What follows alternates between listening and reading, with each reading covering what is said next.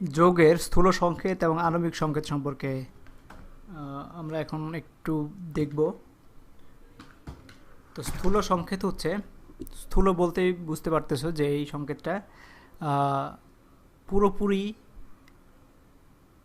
প্রকাশিত না, বা যেখানে এখানে যদি বলি, এটা যদি মিথেনের পরমাণু ধরি, ইথেন যদি ধরি C2H6, তো এর মানে হচ্ছে ইথেনে আমাদের আরেকটা হচ্ছে ইথেনকে আবার করা যায় কার্বন এবং হাইড্রোজেন C2 এভাবে উপস্থাপন করা যায় C3।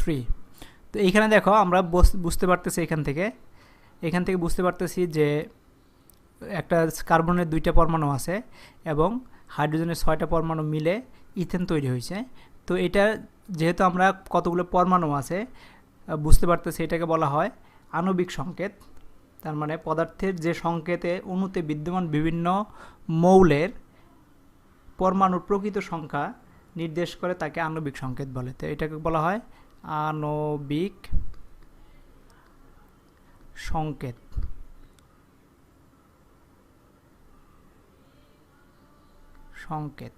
আণবিক সংকেত। আবার এইখানে দেখো, এখানে শুধু আমরা বুঝতে পারতেছি 2 এবং 6 এটার একটা অনুপাত হয়েছে, তার মানে 2/6 হলে 1/3। তো কার্বনের একটা, হাইড্রোজেনের 3টা। তার মানে আমরা এখানে দেখতে পারতেছি যে এই প্রকৃত যে পরমাণু আছে সেটা না দিয়ে তার একটা অনুপাতকে বোঝাচ্ছে, যে এখানে কার্বন এক অংশ কার্বন আর 3 অংশ হাইড্রোজেন মিলে এই ইথেন তৈরি হতে পারে। তো এটা হচ্ছে, এটাকে বলা হয় স্থূল সংকেত। তার মানে এটা হচ্ছে স্থূল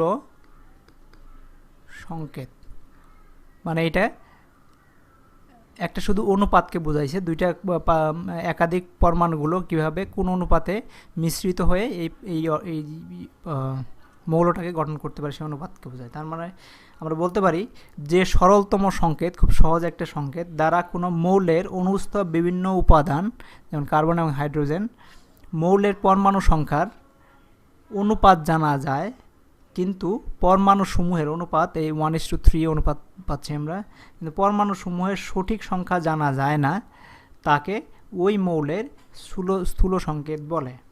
ঠিক একইভাবে যদি আমরা বেনজিন ধরি, বেনজিনে হচ্ছে C6H6, তার মানে বেনজিনকে স্থূল সংকেত হচ্ছে এটা 6/6 যদি দেই 1 তার মানে সি এবং এইচ দ্বারা বেনজিন বোঝাচ্ছে।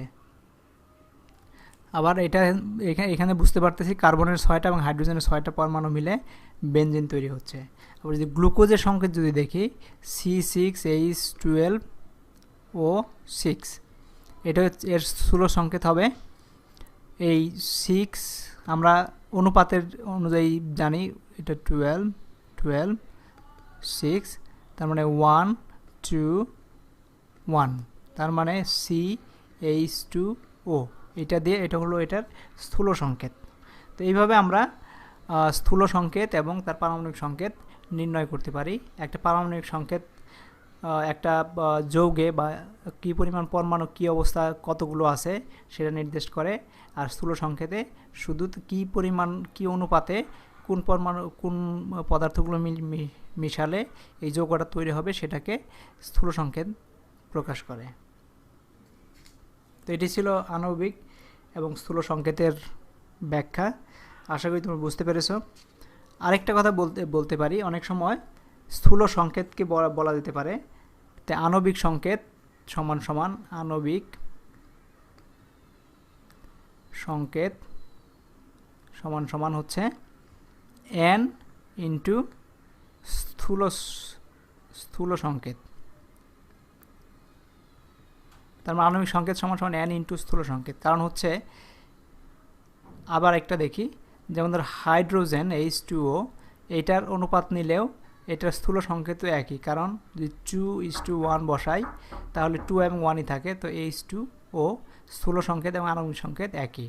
তার মানে আণবিক সংকেত স্থূল সংকেত একই হতে পারে, অথবা n ইন্টু স্থূল সংকেত হবে, যেখানে n এর মান 1 2 3 4 ব্লা ব্লা ব্লা আপ টু n পর্যন্ত। তো এইভাবে আমরা আণবিক এবং স্থূল সংকেত নির্ণয় করতে পারি। So thank you very much.